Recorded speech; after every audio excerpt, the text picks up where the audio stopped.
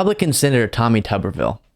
You might remember we talked about his statements on white nationalists in the military, and he seemed incapable of either understanding or wanting to clearly condemn that ideology, and condemning that ideology so far as saying that they shouldn't be in the military. We shouldn't have white nationalists, these people with extreme views that would get in the way of you properly serving your country because you're alongside people who you have these horrible, vile views about. And he seemed to believe that no, white nationalists, they're just Americans. And I guess technically their citizenship might be that, but the message that Tommy Tuberville was trying to send was something very different. And he had a whole debacle around that. He backtracked and he front tracked and he sidetracked, and it was a whole thing. And then he went on CNN recently and got asked about this, and it got even worse. Take a look at this. I do want to give you a chance to clarify some comments you made recently on white nationalists serving in the military. For those who are watching, if they haven't heard your remarks, this is what you said. Do you believe they should allow white nationalists in the military? Well, they call them that. I call them Americans. Do you want to explain those comments, Senator? Yeah, first of all, I'm totally against any type of racism, okay? I was a football coach for 40 years. We talked about being twisted into mental pretzels earlier. Watch the mental pretzel that he twists himself into. Because he knows he should say he's against racism, which, woohoo, you passed the, or you got up to the lowest bar imaginable. So he says he's against racism, but then he has a hard time with white nationalism, And which, by the way, is racism. I dealt and had opportunity to be around more minorities than anybody up here on this hill. But when our military has been attacked, Oh, good. He has black friends. See, all is well. was being attacked after 9/11, after January the 6th, and that was my first day on the Senate floor. I thought it was outrageous of what senators from the Democratic side, Chuck Schumer, said on the floor that night, calling out people, calling people racist, calling people nationalists, white nationalists. White nationalists is just another word that they want to use other than racism. I'm totally against anything to do with racism. But the thing about being a white nationalist is just a cover word for the Democrats now, where they can use it to try to make people mad across the country, identity politics. I'm totally against that. But I'm for the American people. I'm for military. I'm for Christian conservatives, Democrats, whoever wants to be in the I gotta say, nothing is more fun watching this clip than watching Caitlin Collins' face. Because he is just, this is a word salad of all word salads. Normally we don't watch this long of a clip, but we're going to continue watching because he keeps digging himself deeper. Why? And as I've said before, I stay lighthearted often so that we can all not leave listening to the show for y'all or me doing the show super uptight and angry. But obviously it's enraging that we have a U.S. senator who's incapable of saying the proper thing on this. So that I'm not ignoring, but we're having a good time with politics for some reason to stay sane.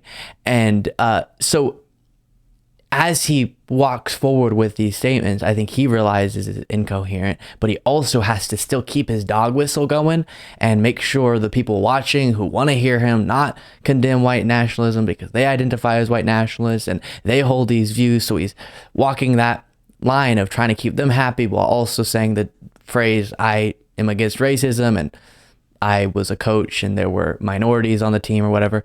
And that's what we're observing. Pretty wild. The military to fight for this country, to protect this country. That's what it's all about. But just to be clear, you agree that white nationalists should not be serving in the U.S. military. Is that what you're saying?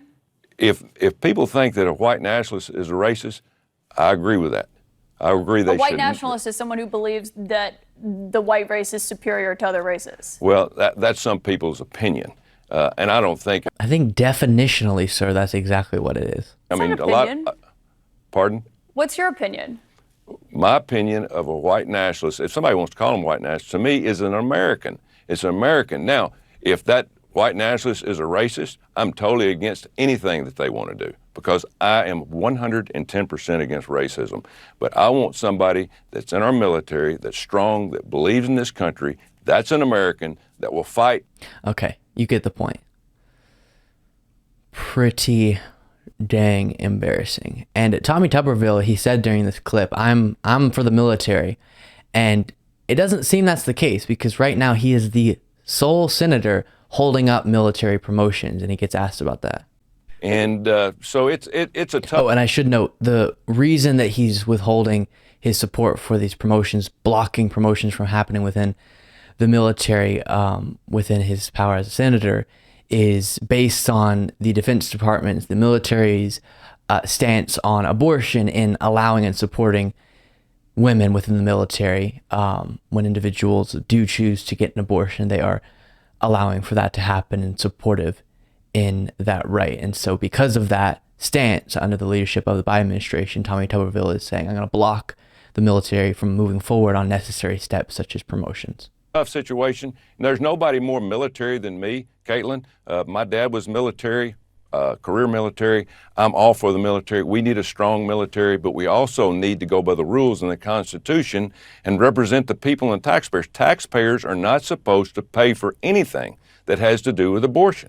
Your father was in the military, but when you talk about who's hurting here and that you said you were going to do this, you're not directly hurting Secretary Austin or President Biden here. This has a real impact on the families of these officers. They can't move or resettle their families.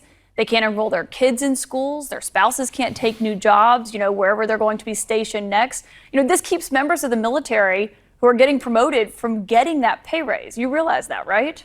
Well, first of all, if I thought it was hurting readiness or recruiting, I wouldn't be doing this. But it's not doing it. I've talked to and Okay.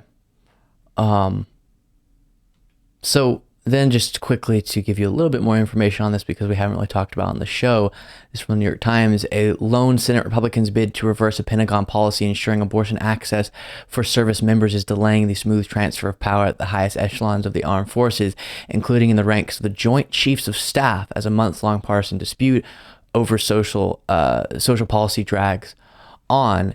And he got asked about this by Monty Raju and said, I'm not changing my approach. No, I'm not going to change my approach. It is what it is. Now, I've met with General Smith. So based on his view on abortion, he's going to halt hundreds of military promotions and impact hundreds of lives, and yes, get in the way of us having the proper leadership, people in the proper positions, and things to continue moving forward. So I don't think Tommy Tuberville is exactly pro-military, as he continues to repeat.